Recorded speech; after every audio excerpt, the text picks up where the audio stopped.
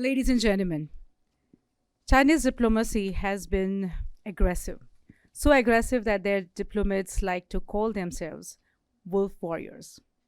Whether it is predatory investments in Africa, Sri Lanka, Pakistan, and many other countries, resulting in their economic disaster, or overtly aggressive military moves like Galwan, and more recently, the unfolding reaction to Nancy Pelosi's visit to Taiwan. China is making the world very uncomfortable. This is a topic for our panel discussion. China pushing the world to the edge. I invite the moderator, Major Gaurav Arya, on stage to take this discussion forward. For this, I invite the panelists, ladies and gentlemen, Lieutenant General Dr. Rakesh Sharma. He commanded Fire and Fury Corps in Ladakh and was Adjutant General responsible for human resource management. At present, he is General Bipin Rawat Chair of Excellence at the USI, New Delhi, and on the faculty of Indian School of Public Policy, New Delhi. So, please help me welcome Mr. Bharat Karnad, Emeritus Professor at the Center for Policy Research and Distinguished Fellow, USI. So, Mr. Sushant Sareen, Senior Fellow at Observer Research Foundation. Thank you so much, sir, for joining in. Over to Major Gaurav Arya to take the panel discussion forward. Yeah.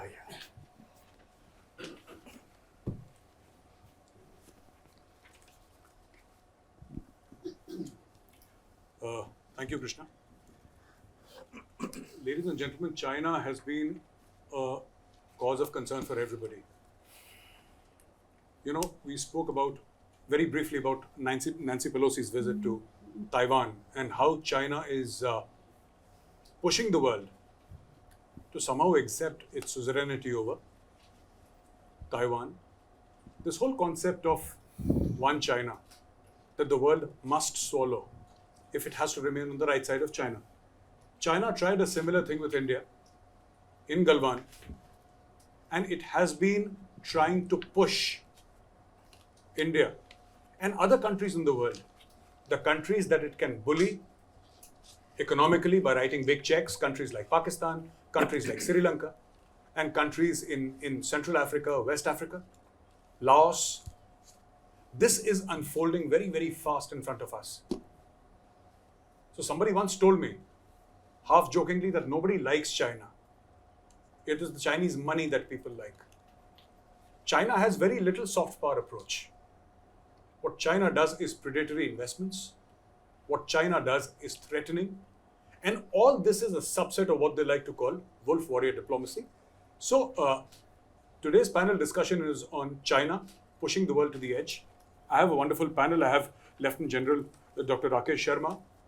You know, for those of you who don't know, 14 Corps is the corps that has Kargil, 14 Corps has the Siachen Glacier, and it has much, much more. But for those of you who are not from a military background, it would suffice to say that, you know, they're one of the most prominent corps, and most of it, I think all of it, sir, if I'm not wrong, is in high altitude and beautiful and terrifying at the same time, sir. That is pretty much Ladakh for you. We have Mr. Bharat Karnad. A lot has been said, you know, Emeritus Professor, Center for Policy Research, Distinguished Fellow, USI. Actually, what is most impressive is that he's one of the very few people, that core group, who wrote India's nuclear doctrine. And it's a matter of privilege and honor to have you amongst us.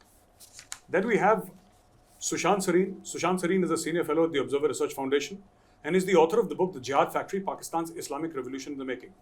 So he's contributed a lot of papers, and he's written for us also at Chanakya Forum.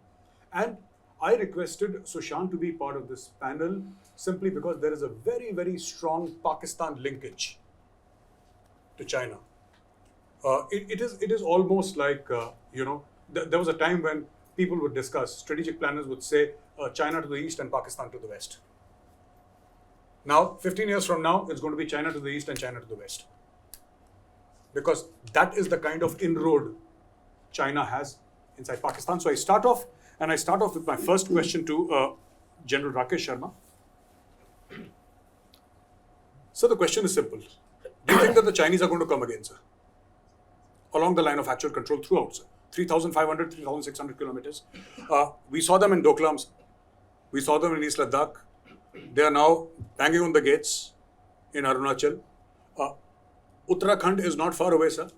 And Himachal Pradesh is not far away. Pretty much the 5 states where we see the line of actual control, more or less, sir. Do you think the Chinese are going to come year on year? Because that is the pattern that is being set. Thank you, Gaurav, for inviting, and congratulations for this Thank you, sir. great beginning. You have gone strength from strength from the time you started the channel, Sir. and all good wishes to you in future. So now you talk about China. Everybody's got his own views about China, and everybody states his own mind, officially and unofficially. I will say what I want to say. Yes, Is my personal views and nothing. And I've of course written on this one. So what do the Chinese want? Do the Chinese do anything tactical? Chinese don't do anything tactical at all. Chinese do whatever they do is strategic in nature, because there is no tactical level in China. In the CAB, which is that unit, which they brought across to Kailash Heights, there is a commissar who has a direct link to the gentleman who is responsible for all commissars all over China, based in CMC, a major. So there is nothing tactical at all. So what they did is strategic. If they wanted to do something strategic in Eastern Ladakh, and I just draw it on Eastern Ladakh before I come down to other areas that you are referring to or future, then if you draw it on what he came with an end game, he came with an end thought as to what he wants to achieve, and he laid down a military end state even before he started it, because this was absolutely different than what has happened in the course of last 7 decades. He brought the forces first into that area. He came and did multi incursions together. He refused to obey the treaties of the banner drills, and he refused to go back. So the entire scheme was new. What happened 2020, and Galwan must not be taken as word Galwan. I take the entire area, and I hate the formulation called friction points. I think we have taken many steps backward by calling it friction points. There are no friction points there. Having said that, why did he come? To me, he has done to us what China prophesies to do is counter-intervention, what Americans call A2AD.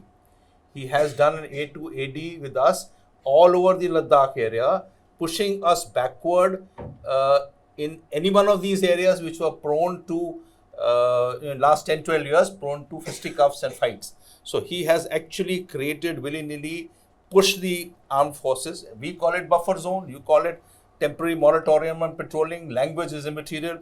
He has made sure that the border is now sanctified in a manner that stands sanctified by pushing our people away.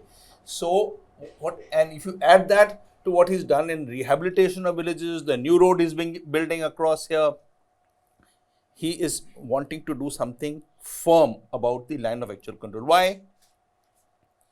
Because the future rests on the maritime frontier, and the future rests in his rejuvenation of China as a global power.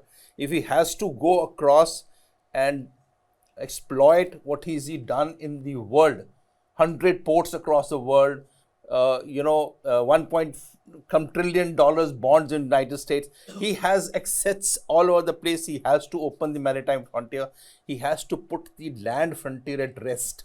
He cannot go across and branch out to the world and become a global power if he's got somebody pestering on his back at the land frontier, and he wanted to push it and fix it. So he has largely fixated the line of actual control by this so-called buffers and the so-called things being done.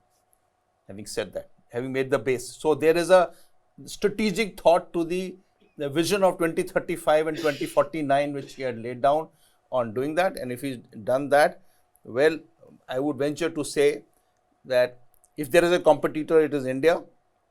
There will be intense geopolitical and geostrategic pressures being brought to us. That pressures can manifest in many ways. It can manifest across the Uttarakhand border or Arunachal Pradesh.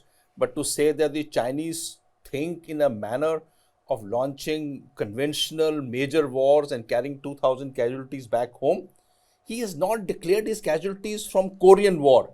He's not declared the casualty of 62 war. He's not declared 67. Not declared the Great Leap Forward. 50 million people died. He has not announced till date how many people he has casualties in any wars.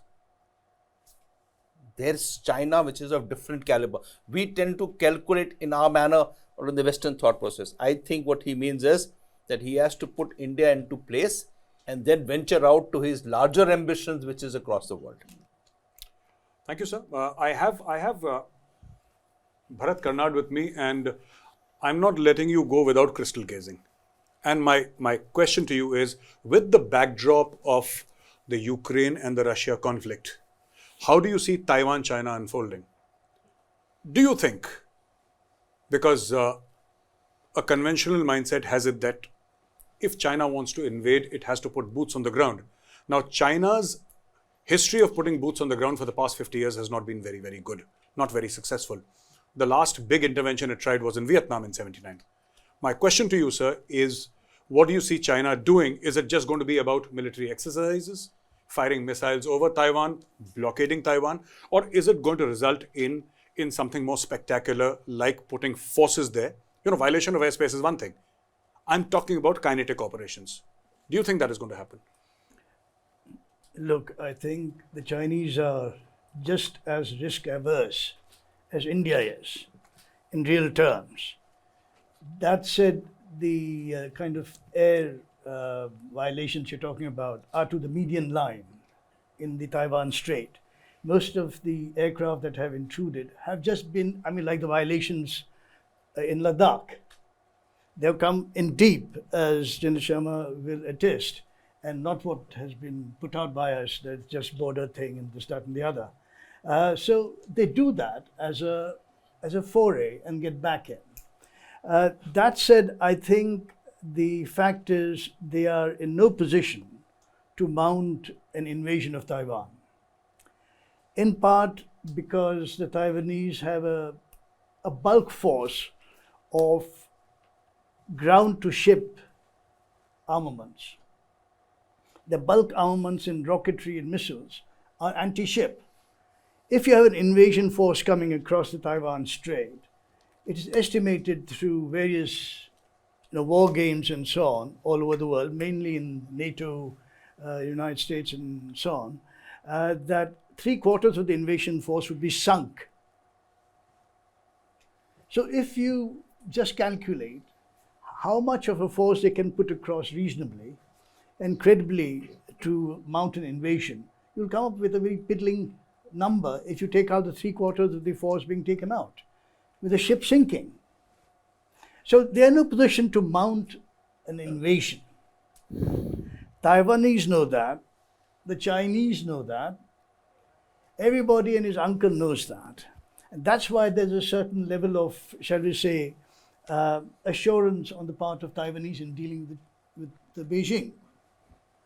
While they'll talk a lot and make a whole lot of noise about Taiwan being, a part of China, this, that, and the other, the fact is that they're in no position to do that. That said, I think it really leads to a larger question about our attitude. Strategic communication, I think General Hasnain mentioned.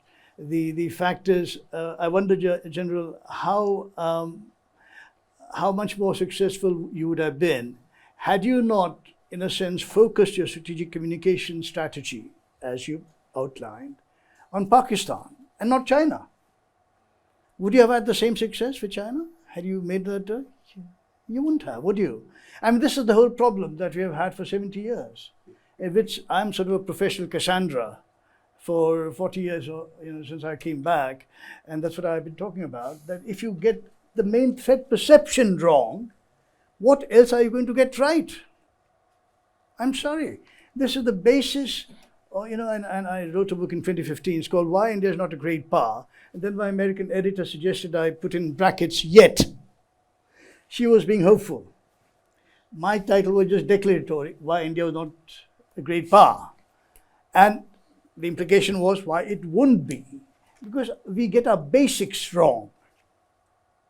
So if your threat perception is wrong, if 3/4 or 2/3 of your forces are aligned to Pakistan, a piddling threat, assuming it's a threat at all, and I don't consider it a threat, is something that's built up as much by the Americans as by the Pakistanis. And then we have done it basically in a political sense, if I may be very clear about it.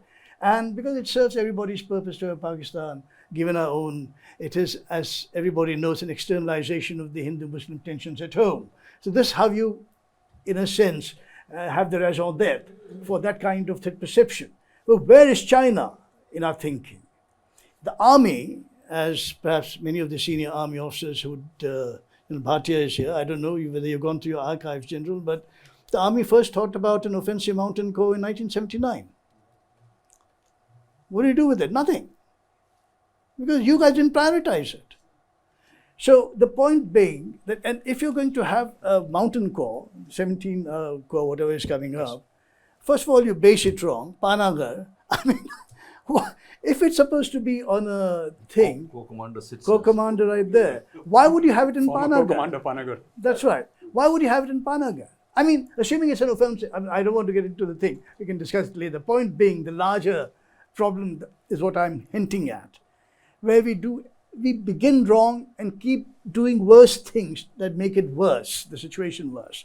Anyway, the first thing is you have an offensive corps and so on and so forth, which have MBTs that are really good only for the plains and the deserts. I mean, everybody here knows who have commanded mountain corps and formations, how many of these tanks that you have, the T-72s, start up at first kick in the morning? I mean, if we really go into it, General Bhatia, people would be surprised. I mean, you're going to be in for a surprise if you think, yeah, you're going to be surprised the wrong way. Because to kickstart a tank in the heights, at those altitudes, is a major problem. It becomes an operational liability. And did no one think about a light tank with high torque engine? We didn't develop it. And the army has thought about it in a very, shall we say, fairly casual sort of way in 79. It was not serious. This is the point I'm trying to make, that when you have, China is our main enemy. In fact, I would say the only enemy. Why is it in the interest of the Americans? And I schooled in America, all my best friends, as they say, are Americans, in the administration, this, that, and the other, over the years. Why do they build up Pakistan? Because it's in the interest, like in the Panchatantra tale, to play the monkey balancing two cats who are fighting for the same lump of butter. Good old Panchatantra tale, right? You give a little here, you give a little there, and keep both the cats fighting, and they have their own way. This is something we don't seem to understand. This is great power politics.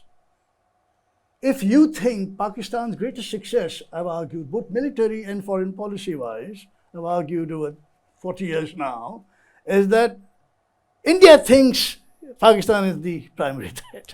That's the greatest success. Not that they've had any success in the battlefield, for God's sake. And, it's a joke. The Pakistan army, when you go in there, and by the way, when I go to Pakistan, I've addressed Pakistani military audiences, and they completely understand what I'm saying. That seems to be doesn't seem to be getting through here. And people are still serious that Pakistan will mount a tactical nuclear thing. I'm sorry for veering off a bit. No, absolutely. But I thought I might just sort of expanding torrent-wise. I'd go into other topics than what you just alluded to. The fact of the matter is that you have a situation wherein the Pakistanis have stalled you conventionally by threatening nuclear strike. Has anybody thought what it means? We talk so cavalierly about absorbing first strike from the enemy. For God's sake, you can't handle the first strike of the monsoons. That's what I've been saying for 40 years. You can't handle it. I'm sorry, General Hasnain, your disaster management agency, you know what I'm talking about. Now, you can't handle a monsoon strike and you're prepared to absorb a first strike before you retaliate? Really? I mean, should we not be questioning some basics of our strategy and our strategic thinking?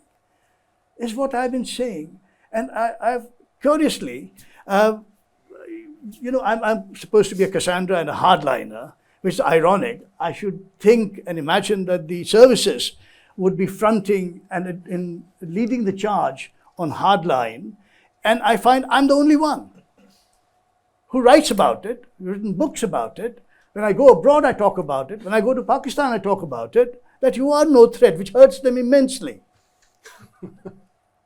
I said, now I proposed it seriously in government quarters to politicians, wherein I said, please vacate your entire goddamn western border of, at least starting with the nuclear weapon, warheaded weapons that you have, forward-based on the West. Remove it. They serve no good purpose. But I've said, now veering back to China, make the first use declaratory exclusive to China, which is what I argued in my last book, Staggering Forward. First use vis-a-vis only China. And have a tiered kind of disposition of your forces, strategic forces, which is the first tier is atomic demolition munitions. Very simple to make. You can charge them, and they're perfect in the sense that atomic demolition munitions, ADMs, were used in the NATO sense to thwart the Fulda Gap, right? The great armored Soviet frontal aviation coming in with the armored forces coming in through, breaking through the NATO corridors, taking over all of the low countries, etc. That was the thing, scenario, right? Now, ADMs are perfect. There it was an offensive strategy, the NATO strategy. For ADMs in the mountains, it's a perfectly defensive, passive defensive stuff that we are good at because we don't want to be offensive. It's offensive only when the Chinese forward forces come across, and we can then choose to bring down the mountainsides to bury the entire attacking group with a good part of the division or the army, the Chinese armies, which are smaller division strength armies, they call group armies, coming across on the other side, which we can then destroy in detail. Earth is the best absorber of radioactivity, so there's no venting of radioactivity. If you're going to have a nuclear exchange, the best thing you can do is set off an ADM. Actually, what will it signal to the Chinese? And by the way, I don't know why they invited me. This is ridiculous from the Chinese point of view, because you talk about them being strategic, which I suppose they are. They asked me to come there for 6 months to the Shanghai Institutes of Strategic Studies. I said, do you know what I write about? And I've been writing. He said, yes, we are quite aware. I said, no, I'll be there for 6 weeks. So I was there for 6 weeks. Every week they had a lecture I was supposed to give as part of my responsibility. And I said, I'm not going to dilute my message. They said, no, absolutely not. We have all your books and so on. No, we want our strategists to hear you. Think of it. Think of what that was signaling to me, at least. And I've talked about it.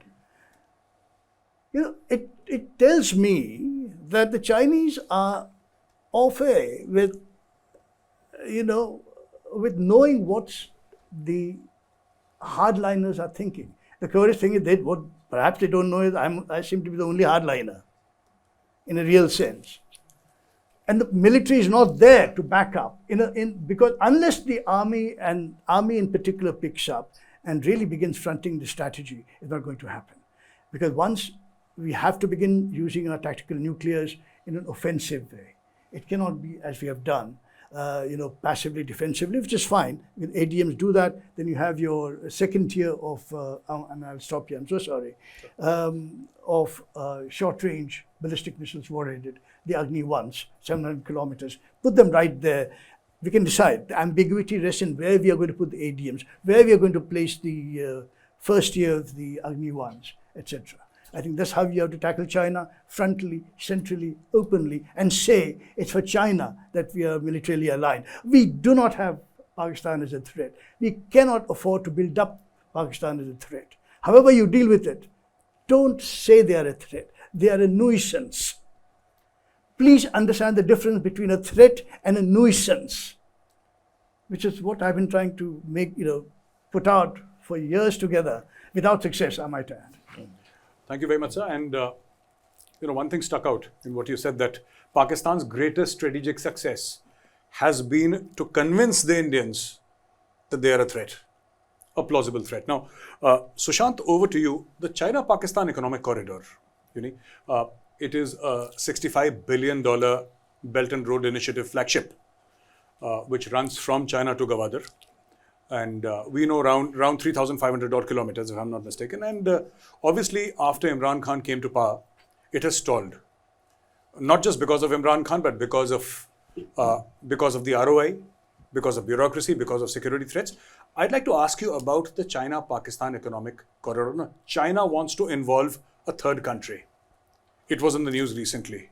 Where do you think CPEC is going? Because, CPEC is something that it enters from Gilgit-Baltistan, which is what India says its grouse against CPEC is, right? And it is the major investor in Pakistan. There is no other major investor in Pakistan apart from China. Where do you think CPEC is going, Sushant? It's a bridge to nowhere. Look, what is the CPEC? It's touted as a bridge between West Asia and South Asia. Yes. South Asia is not Pakistan. South Asia is India. There is no CPEC in India, or there is no connection. Central Asia and South Asia, nothing. And for the Chinese, a lot of people, I keep hearing about Malacca Dilemma, CPEC addresses the Malacca Dilemma. Just do simple math of how much oil and how much goods move by containers or by ships, and how much can go by road, to the east coast of China using CPEC. Just do the math. I've done some of it. Some people who are better in math can do even better math on this. And it makes absolutely zero sense. It does not address the Malacca Dilemma. There are no pipelines coming in. There is no technology as of now to take pipelines to those heights. There are no railroads coming in, right? There is no railroad coming in. There is nothing of the sorts coming in. So, the $61 billion is a headline number. In the last 8 years, what has been invested, again, the word investment is a misnomer. The amount of money that has been sunk in is about $22 billion, right? Most of it in what are called the power projects. Those power projects are the biggest millstone around Pakistan's neck. Frankly speaking, I've always believed Pakistan is an insidious threat, not a strategic threat. China is the main threat. But frankly, CPEC has been a damn good thing in many ways. If you are into Schadenfreude, of you want to see your enemy suffer, I can't think of anything better than the CPEC. Because it's caught the Pakistanis in a major dilemma. They keep still mouthing that China is our biggest friend, China is, the most important country, etc., etc. But they are now trying to find a way out of the China trap and continue to keep their relationship with the West alive. Without the West, they are sunk. And what they are now trying to do is this balancing act between China and the West. It's a plan in motion right now. But look, if you look at the numbers from the CPEC point of view, already, strategically, it didn't make any sense. Unless, of course, you're only talking about the Gwadar port, which the Chinese want to come into. And frankly speaking, the Chinese can't fly into the Gwadar port.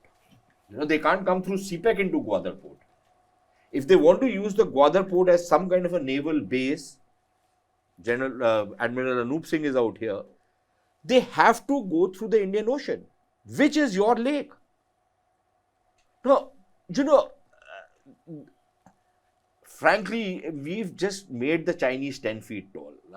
Pardon my saying so, General Sharma. This whole thing, the Chinese think very long. the problem is we don't think long. We know everything. So we know what we need to do.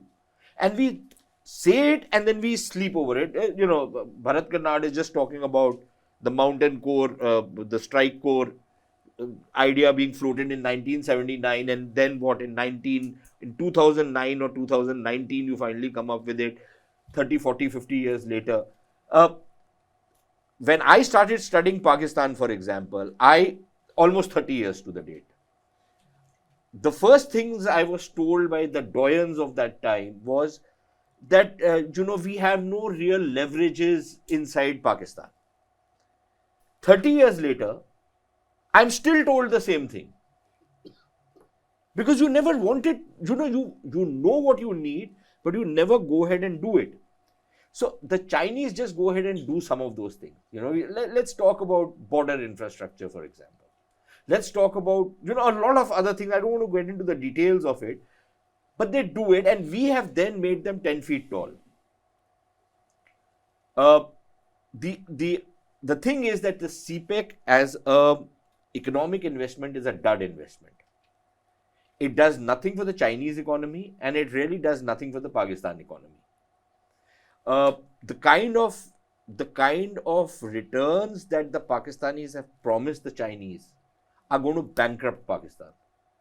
The Chinese are not willing to cut any slack for them on the tariff, simply because they say that if we do it for you, then the whole BRI thing collapses. Incidentally, they're not willing to do anything for the Sri Lankans, and the latest report today is that the Sri Lankans have written to the Chinese telling them that please don't send that controversial ship to Hambantota. Which means that, and it's not just Indian pressure which would probably be at work. I would imagine that, they desperately need the IMF money, they need an IMF program, and I think all those pressures are now coming to operate upon Sri Lanka, as they should, right? So, for a lot of people to think that, these Chinese coming in with these investments, I think the Chinese are now running a little scared whether all these investments are going to fail. And it's going to be money lost and down the tube. Of course, a lot of it will also depend upon how the rest of the geopolitics works. How assertive the rest of the world is going to be vis-a-vis China. Are they really going to start this thing of decoupling? I use that word somewhat loosely, from China. Are they going to start and looking at alternatives? Are they going to start, thinking very seriously about containment of China? And if some of those things are going to happen, then I would imagine that we would see, a lot of pushback coming in.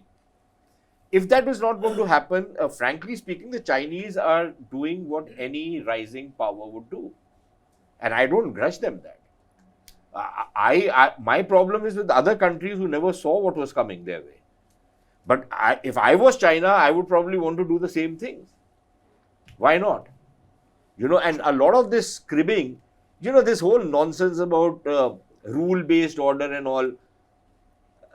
Look, rules are, if you can't enforce the rules, then don't talk about a rules-based order. Absolutely. Right? And the issue is that the powers make the rules, and the rising powers want to make their own rules, or want to bend the rules according to their liking. It happens in daily life, it happens in international relations. So I think that's where we are at.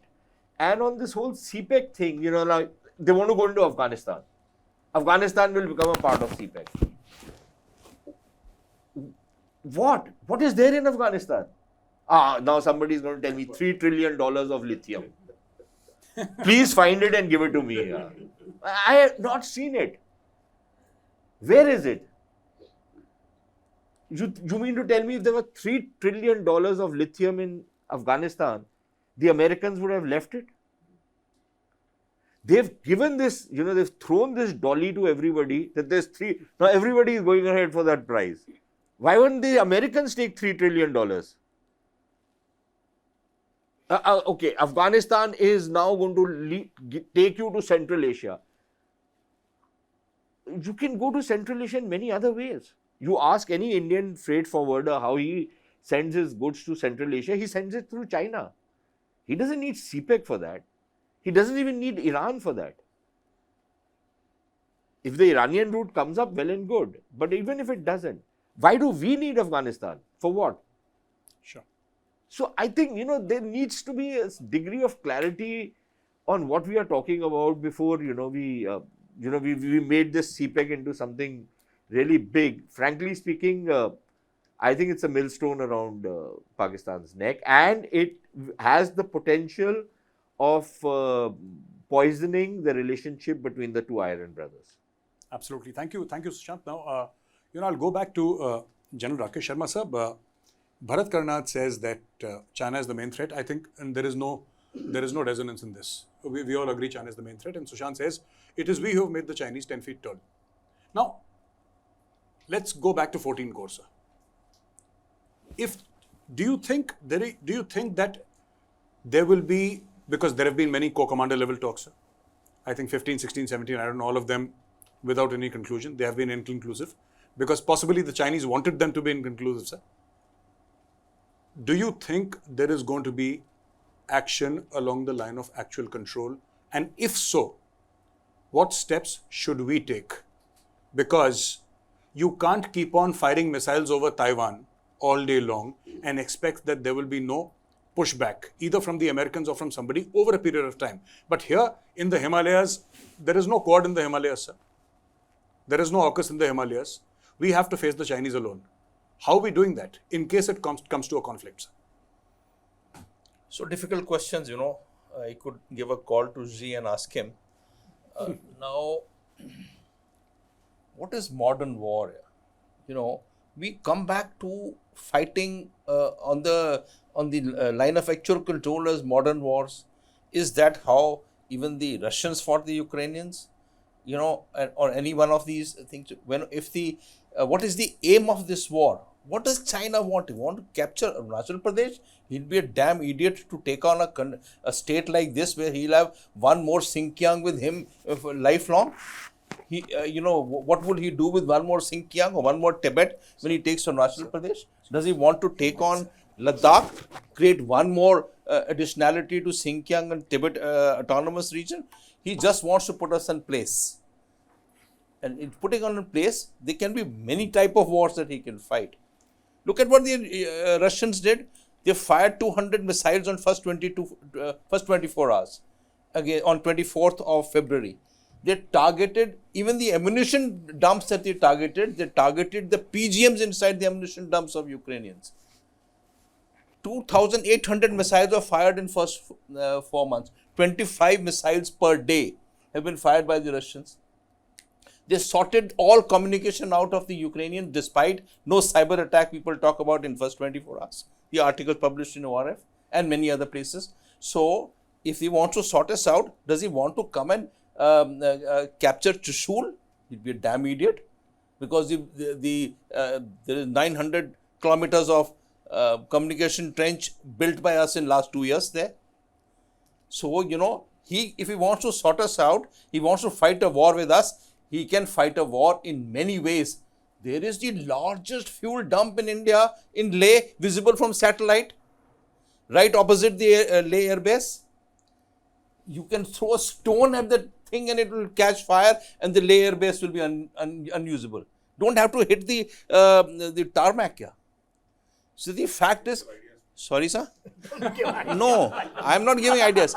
Sir, the Air Force gave the ideas about not having blast pens and not. They have created this one. I'm just saying that any good adversary would create his 300 missiles to be fired in first 24 hours to know what is the target level. If he wants to deny, he'll just deny Atal Tunnel. For example, I'm just saying, cuts off the road. He denies one. I mean, there is no axis, yeah. Yozilla opens 5 months a year, 300 targets he can't find. Largest number of cruise missiles any country has got is with China, not with United States. To say that he doesn't have to fire nuclear, he doesn't have to venture out. The fact is, where does it escalate to? Who can dominate escalation? Nobody can dominate escalation. So where does it venture across to? Then General Mishra will be required tomorrow. So where it does, and there is cross-domain deterrence, cross-domain action.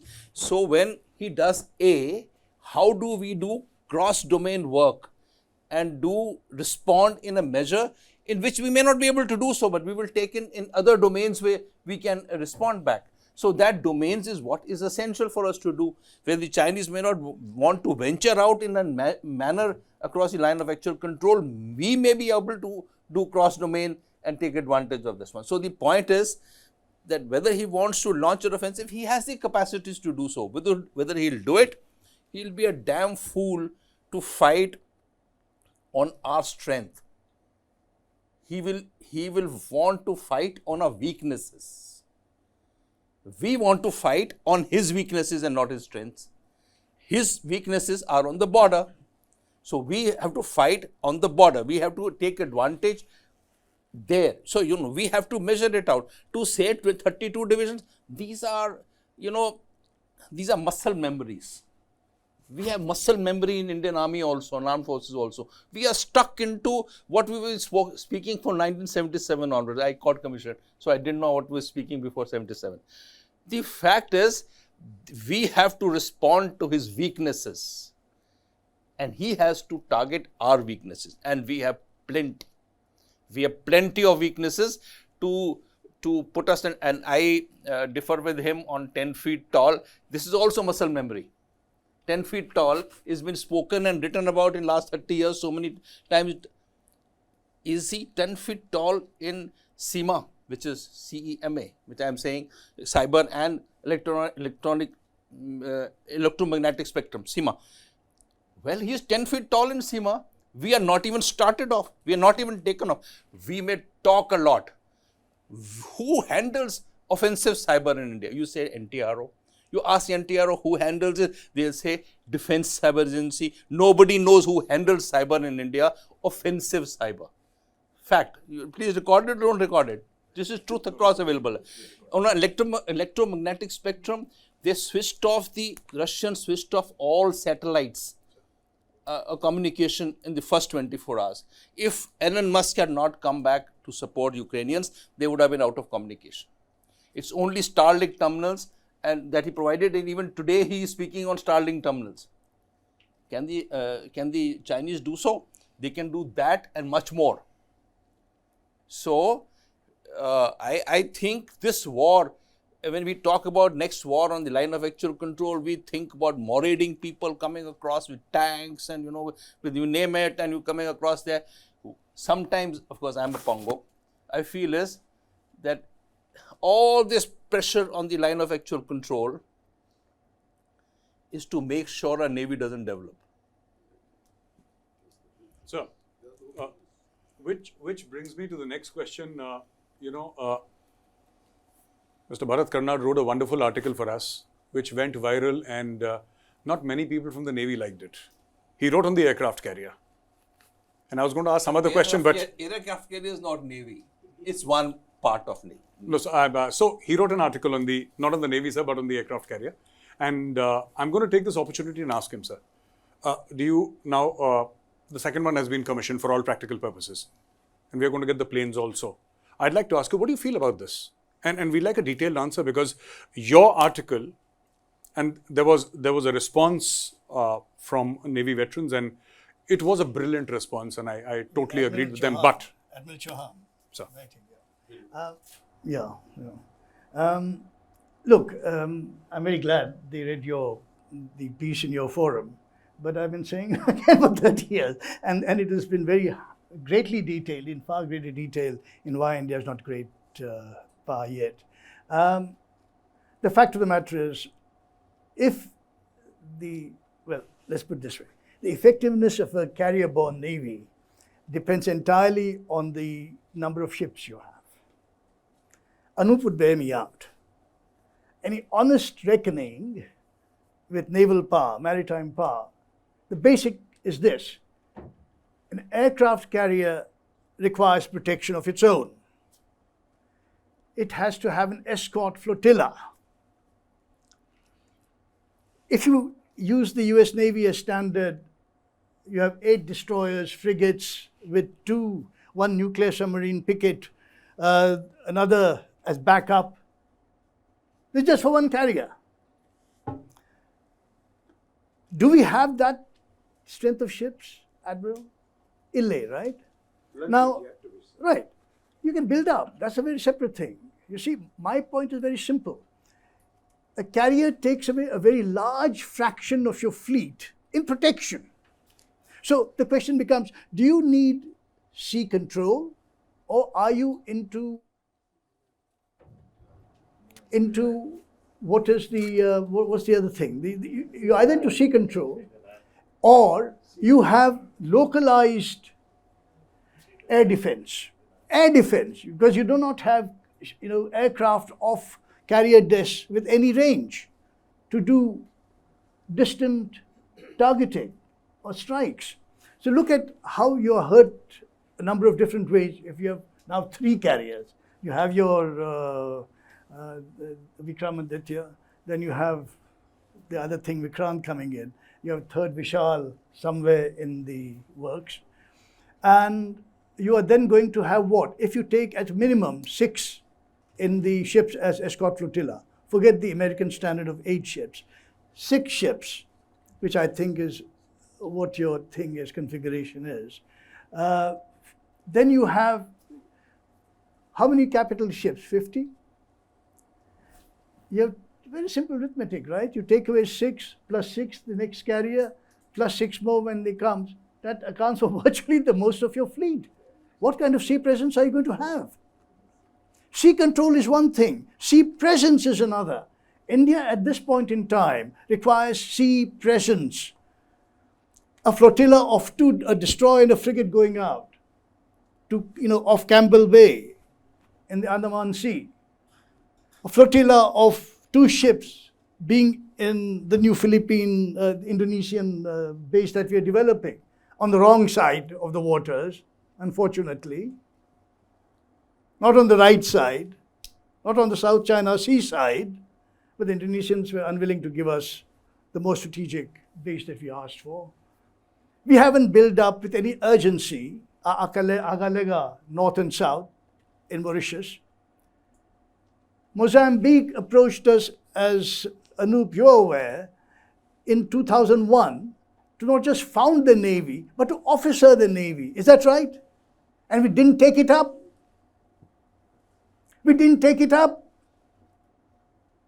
It bothers me greatly that we lack in some basic strategic sense. Forget naval sense or maritime sense, but basic strategic sense.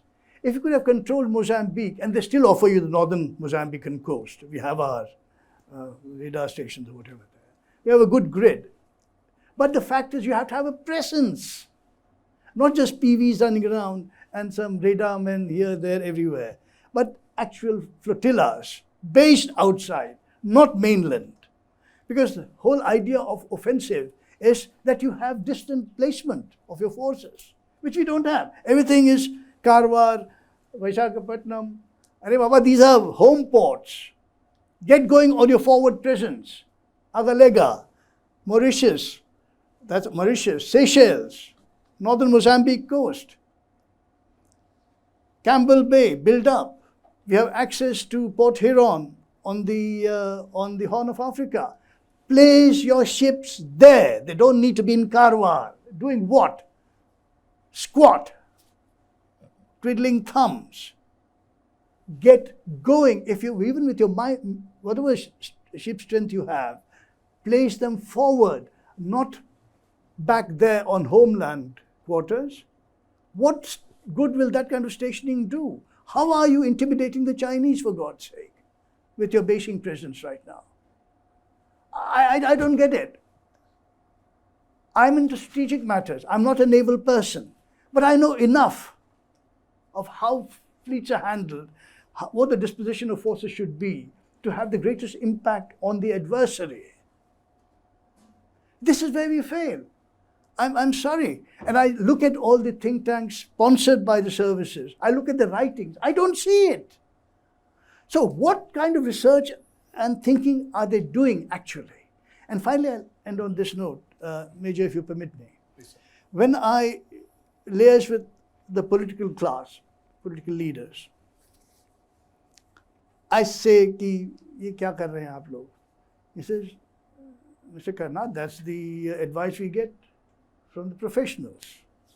Okay, now see the irony of it. The government of India says, we are not good in economics.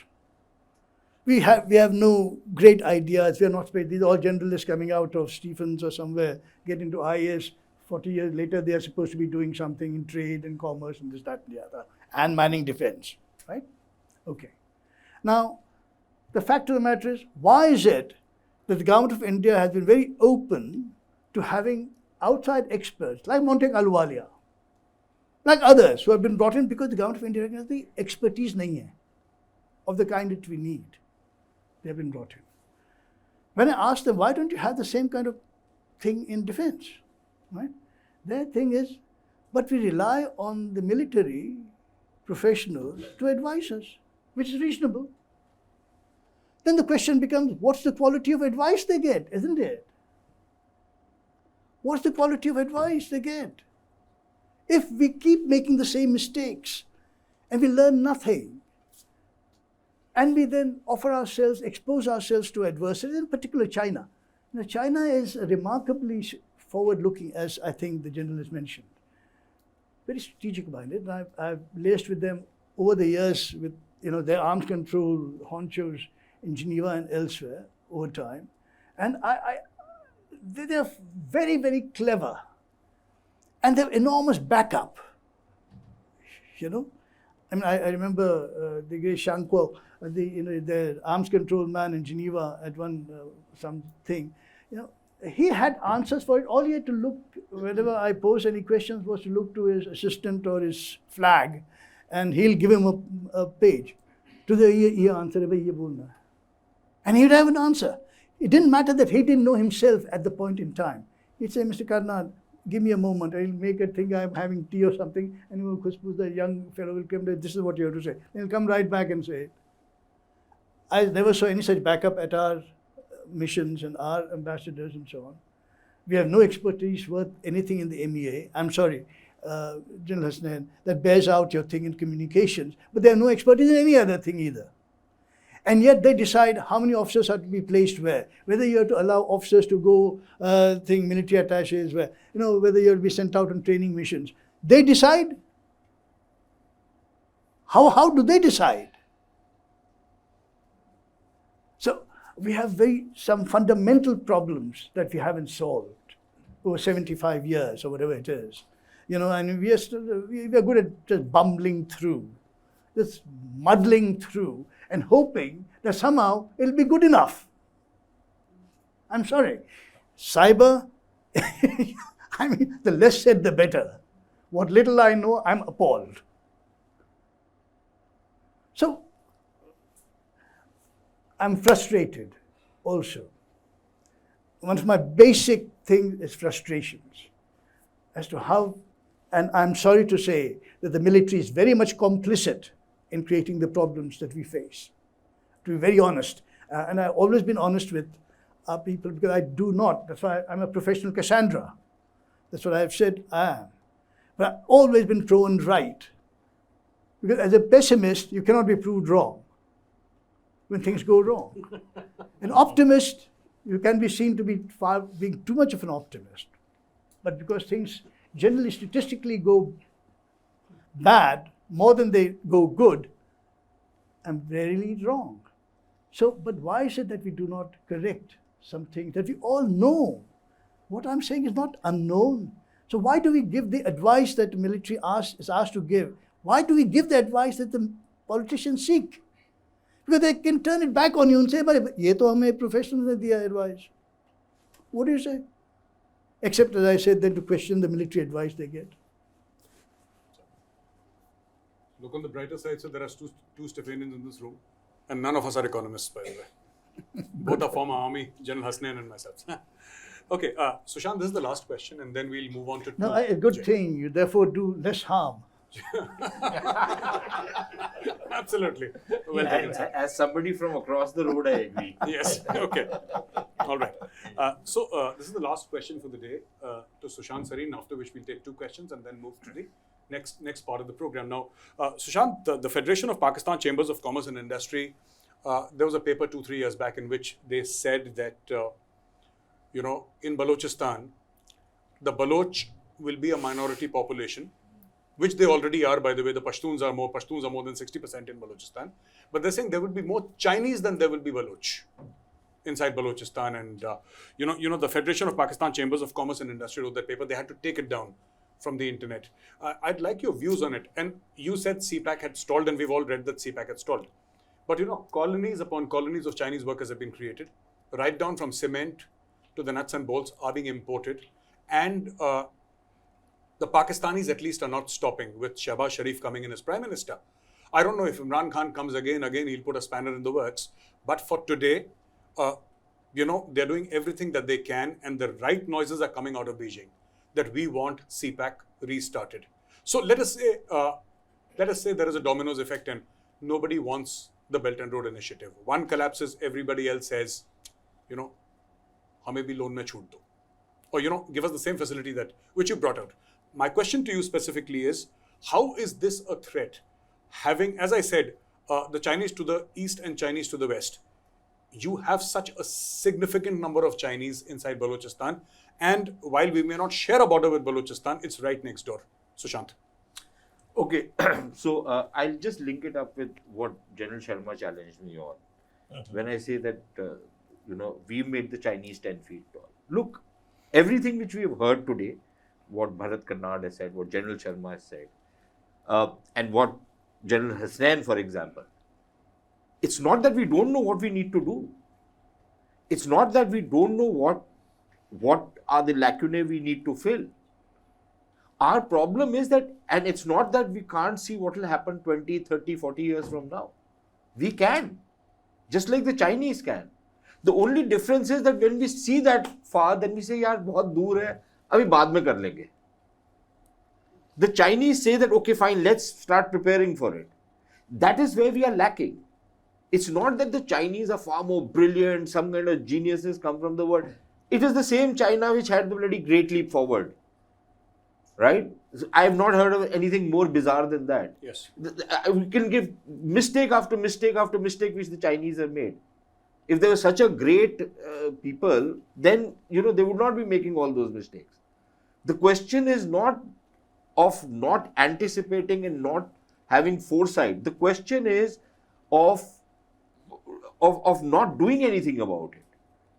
And then having a very, tactical level, कि अच्छा यार अगले 6 महीने के बाद election है तो उसमें क्या करना है? So that is, I think that is one approach where I say that we made them 10 feet tall. They are not. We can actually do much better than what we are doing. On the other question of CPEC, look, number one, on Balochistan, some of it is fear. They have been reduced in a minority in the sense that there is a part of Balochistan which has always been Pashtun dominated, and the influx of Pashtuns from Afghanistan has actually raised the Pashtun numbers. So if you look at Balochistan as both the Baloch and the Pashtun areas, maybe the Baloch are now just marginally or fractionally more than the Pashtuns as far as the entire Balochistan is concerned.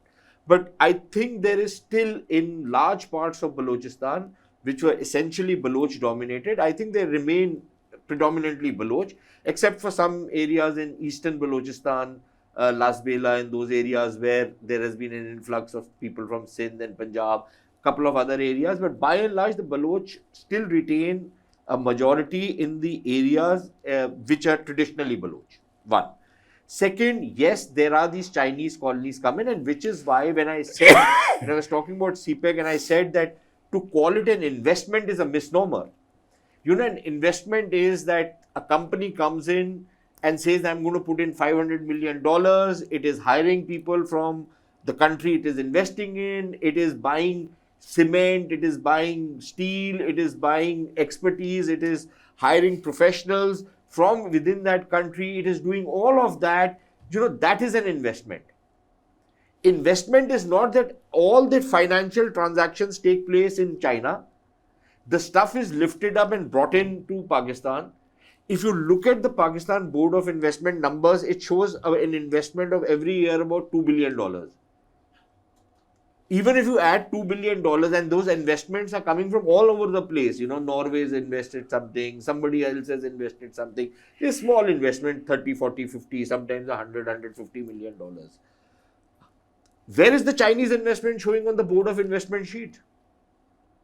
On the FDI numbers, where is the Chinese? If the Chinese have invested money, then it should show on the Board of Investment sheet, right? It doesn't. So the problem is that when these Chinese come in, they bring their own labor, they bring all the cement, they bring every product which is to be used, they bring it from China, which is what, and the billing is done to the Pakistanis. All the transactions are done in China, the billing is to the Pakis. So obviously it's a huge problem for them, right? Now, for the Chinese to say that, okay, fine, we'll continue, we are going to double down on CPEC. What else do they say? After all, they projected the CPEC to be the flagship project of BRI. Yes. Right? Now do they say that the flagship has sunk? Do you understand what that means? It means BRI is sunk. So they will have to keep up those appearances. But, for example, we are now hearing that the Chinese have been wanting to do it for a fair bit of time. They've been wanting to put in their own people, their own boots on the ground. The Pakistanis are balking on it. Let's see for how long. The Chinese have said that, look, at least in places like Gwadar and all, where we have these free economic zones which we are creating, Chinese currency is legal tender. The news is not from now, it's from 2014, yes. 2015. Yes. The Chinese have been insisting that make it legal tender.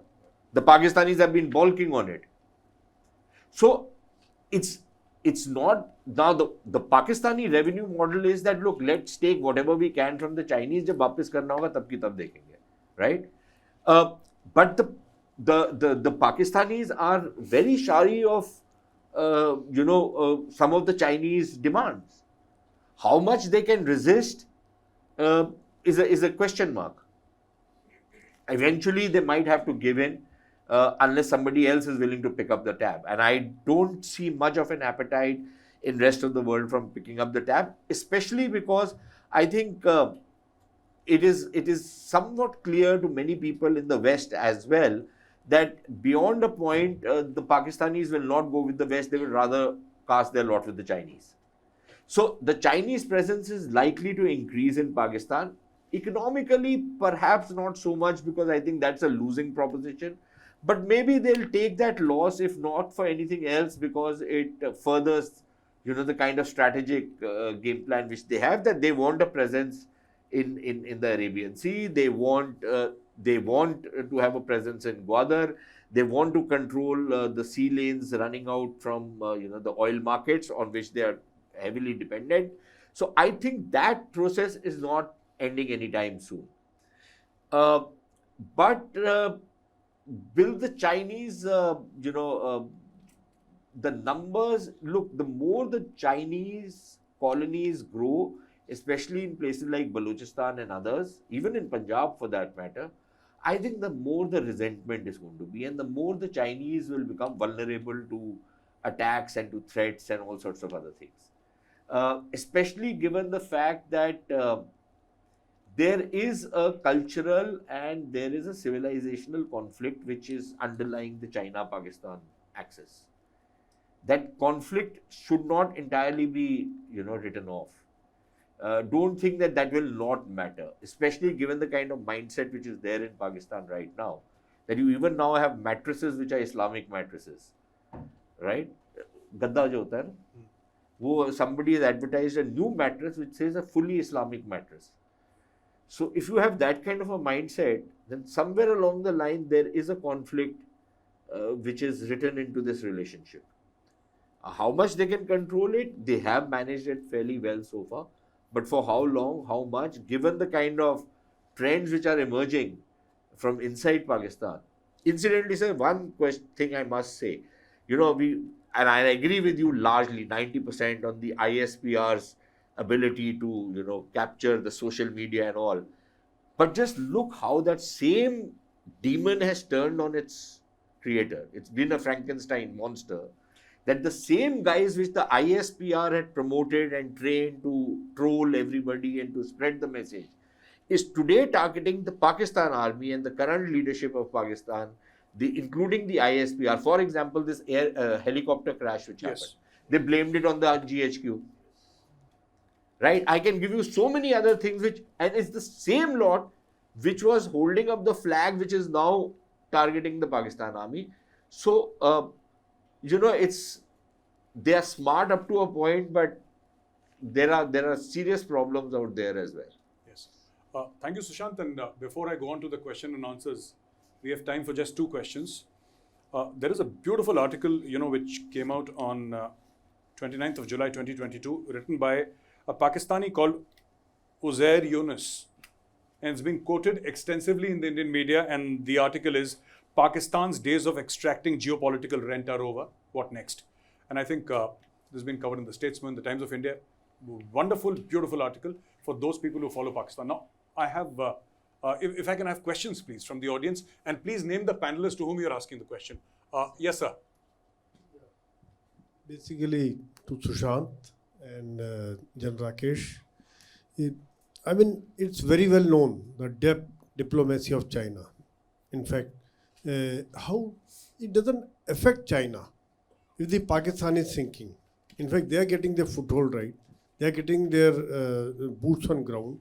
They are creating their colonies. They are going to get the access to Gwadar.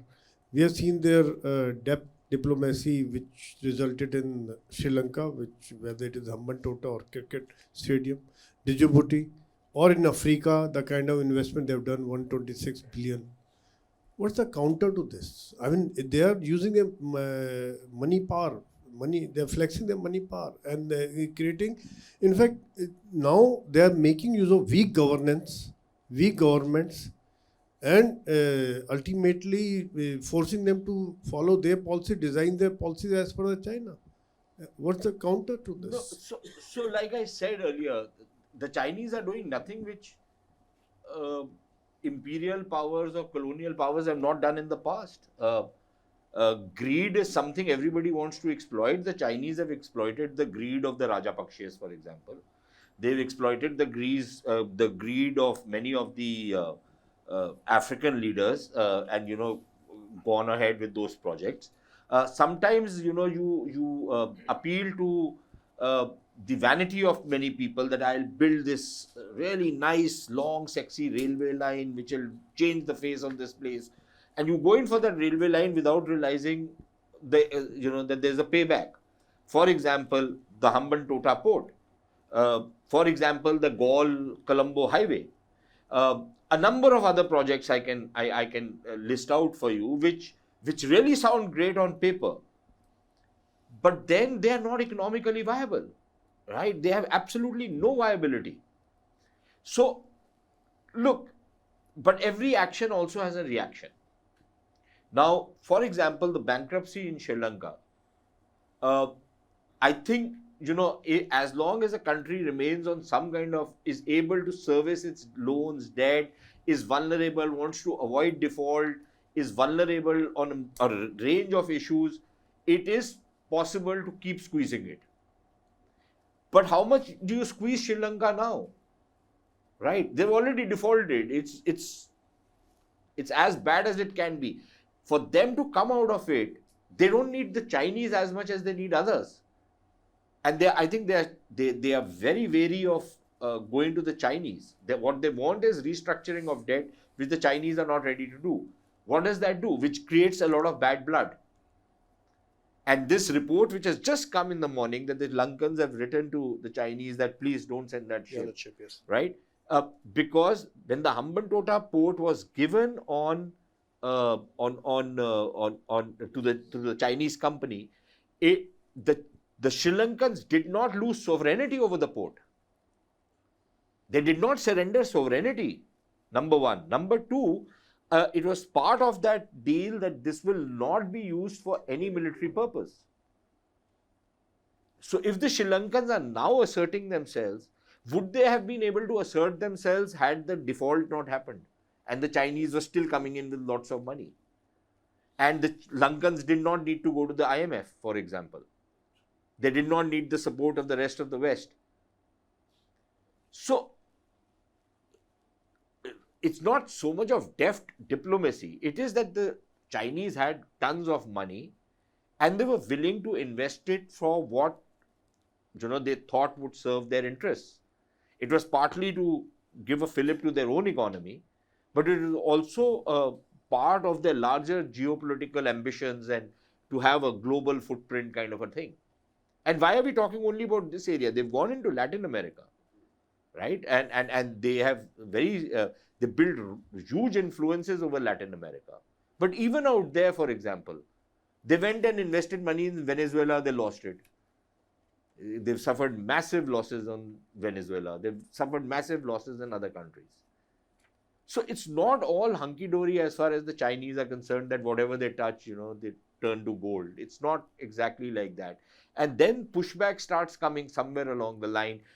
In many of these countries, there will be counter forces which will rise, which will say, and if they don't rise on their own, maybe they should be made to rise. Yes. Which will question the Chinese project. Where is it written that you can't play that game? Sanjay, I just want to say two things here. One is that, of course, there are 42 countries in the world which are like Sri Lanka today, which are not in news. They'll come into news. Why? Because Paris Club failed, World Bank failed, IMF failed. Look at the way that they give loans, how difficult they make life for a recipient nation. The Chinese give loans at worse interest rates and a shorter duration, much worse than World Bank and IMF. But the countries who need to develop Latin America and loans are now hidden loans. It's not even known. There is government to government sovereign loan. But the loans that they are giving is also loans which the companies are plowing money, which is not even known into the international forum. So like Congo, 38% is sovereign loan, Angola, and 12% is hidden loan. Hidden loans also coming into news. So see, 42 countries in that bad shape. But that apart, the countries want money. If the world is not providing it, they have to get it from the people who are providing it. Second issue. Look at the amount of agricultural land China has bought worldwide. Even in America, 2 lakh something in Missouri, hectares, total 7 million hectares, 10% of Ukraine land belongs to China today. Why? Because those countries have money. They require the money. People, there is no arable land in China, so they have taken agricultural land all over the world. So when the Chinese are plowing money, it's not because the Chinese have deeper pocket, because the world did not respond at all, and the Chinese responded. And it's not this 100 ports worldwide. 100 ports are owned by the Chinese. The 10 largest ports. If they don't use Gwadar, see, I know Edward Anup is not here, but they are doing terrific amount of work on hydrographic data and etc. inside the Indian Ocean, the Chinese. The kind of mapping they are doing in that area. They have the port of, they use maybe the Myanmar ports, or they use the Oman port, they are building Oman port, or the ports on the African continent. Well, I think the Chinese will find a way. So it's not, I'm just raising two issues, but I can give a whole host of things that the Chinese have invested worldwide. That's why people don't criticize it. They don't have to be liked. They don't have to be liked, but they have to be just followed, yeah. Saudis have not criticized Taiwan, because Chinese have so much of investment across in Saudi Arabia today. So all these countries will, when we say pat on the back, and I'm sorry, I'll end here by saying, Sir. I have little faith in the Americans. $1 trillion bonds are held by the Chinese in there, and every apple comes out from. Sorry, they may ostensibly make noises, and we may talk AUKUS and CORD and pat on the back and damn good job done, but there will be a time, Sandeep, nice seeing you. there'll be a time when they won't come and say hello to you, the Americans. We have to pull up our own socks. And I think I agree with the esteemed speaker who are gurus in their line. We know what's our fault. Only thing, we not addressing it. Why blame anybody else? We have to sort out our home in order, sir. So, Sorry. quick question from the student there, and then we move forward. My gratitude. So I firmly believe that India is severely lacking in its great power ambition, especially on the naval front. What we see today, all the major powers, be it United States or China, they are following the playbook of great sea power theory, right? Right from the playbook of Alfred Thayer Mahan. And I would say that they have done a marvelous job when it comes to indigenous efforts and to make a great navy. China is really bridging the gap and coming close to United States when it comes to overall tonnage of naval ships. And in sheer numbers, they have already overtaken United States. Now, about India, I would say we are not going beyond our own seas. But I think that we are also severely lacking in protecting our own shores. Because I would say that when it comes to indigenization efforts and intelligence pertaining to that, we are actually having a very lax attitude. Excuse me, can you just ask Yes. the question? Understood, sir. Yeah, just ask because we have to move to. Okay. Thank you. So how do we plan on safeguarding our intelligence assets of Navy? We know that the Scorpion submarine plans were leaked and P-75 I project is not taking much takers, or the data link 2 that we made for the P-8I aircrafts. Even that intel is with Americans as well. And like Sir said, we cannot exactly trust America either. So how are we going to find our place in the sun if we cannot protect the intelligence of our Navy? Firstly, you have to find place in the moon. Sun is too far. Yes, sir.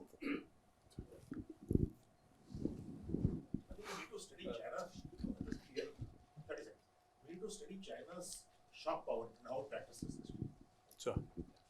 Sir, China is practicing sharp power now, Sir. the 2017 construct, sir, and how it practices internationally and internally. sir. May I just say that I think one of the real difference why we have failed and continue to fail is because we want to be loved. We want to be, liked. Oh yes, oh yes.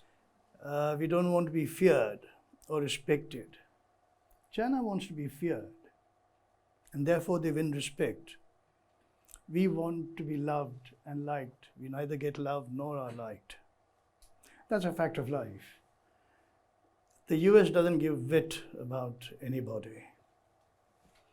I spent a third of my life there, including doing all my schooling, all my education. And most of my friends are in strategic community, as I was, because there's a graduation, you go into administrations and so on, unlike here. And the one thing I learned, and maybe what I'm told by Americans curiously, is you are too American for India. What they mean, I think, is that they think unsentimentally about issues. There are no friends, the old Palmerstonian notion, no friends, no enemies, only interests, are really, that should be really the thing that motivates Indian policy, and certainly Indian militaries, not just tactics, but strategies and thinking. Because if you want to be loved, there's no such thing, you won't get it. If you want to be feared, you can make people fear them. And that's the use that the reason why you bring in nuclear weapons first use against China is when you win them respect. And I say this from interacting with the Chinese. What they ask is, do you have time for one anecdote? Yes, please, sir. During the Vajpayee regime, during the first offline, it was almost first track, you might call it 1.1 track. The MA didn't want me on the delegation, and they opposed it tooth and nail. But the people in the BJP who wanted me there to put the Chinese on the defensive, presumably, I don't know. Anyway, I was there. It was led by, the Indian delegation was led by one of the great China experts in the foreign policy area in the MEA, Mr. C.V. Ranganathan, Ambassador Ranganathan. Those who know Ambassador Ranganathan, C.V., he's extraordinary in many ways because he's absolute master of classical Chinese. Classical Chinese has, you know how many pictograms? That's the alphabet, you know.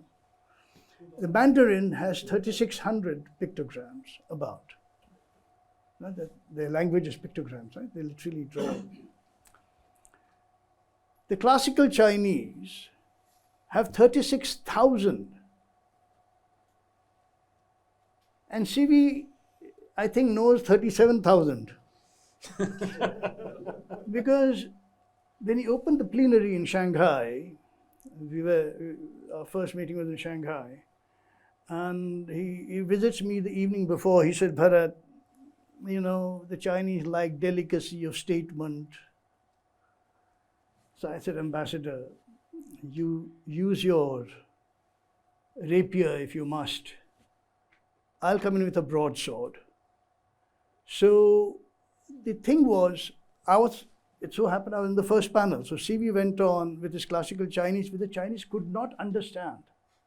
By the way, it's like if I were to come here and speak very highfalutin Sanskrit, you might get an idea of what he's saying, what I'm saying, but you will not get the nuance of it because not everybody is schooled in, you know, highfalutin Sanskrit. And here you sort of quadruple the problem, and you have the Chinese looking at each other, cannot make anything about what CV is saying. He's getting into poesy, you know, 3rd century poet said this, Mane kya kya, you know, and all of us are, hum to waise, we didn't, you know, we don't understand the Chinese nuance or anything else. But the Chinese were complete and they're looking at it either way, you know, I mean, you make sense of whatever he's saying. No one in the Chinese delegate, and they were from the CMC, I mean, from the plenum and so on, they were looking at each other and they could not understand CV. Talking about strategic communication, General. He was so ultra Chinese, तो उनके तो चारे खाने चित कर दिए, वो तो ठीक है. They didn't understand the bad communications, right, strategy, because they couldn't understand what they were saying. I follow up in the first pan and I say all my things. And we should go first time. And this was 2001 or 2002. And I came in with first use nuclear. I said this. And the Chinese can't now believe it. Now they understand me perfectly, as different from not understanding CV at all. So they didn't understand what CV was saying, which is basically more continuation of the same. They understood exactly what I was saying.